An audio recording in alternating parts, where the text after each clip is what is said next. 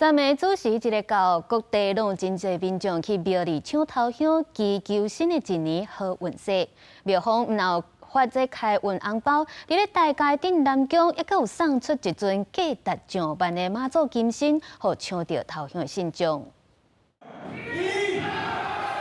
时间一到，庙门一开，大牛年拿来高先生，以小可的茶几抢下今年赛的好运奖头香。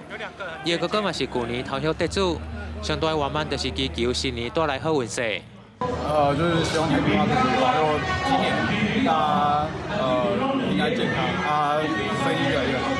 咱拿来包先生，顶年买那样今年可以因主出双状元，头奖状元，咱对感觉真欢喜。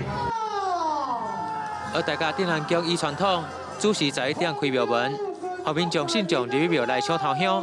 第一名还得到价值18000块的金神妈祖。2020有抢过一次了，对，这第二次了。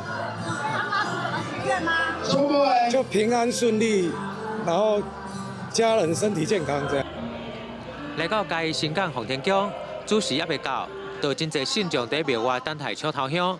主要有连续3年拢参加杨先生，配合今年新港奉天宫的头香。希望。 娶老婆，大家身体健康，家人也可以平安。新的一年，全台庙宇香火鼎盛，庙宇会分送开运红包，民众期待第10名的庇佑下，迎到一年的好运势。公园新闻王伟雄综合报道。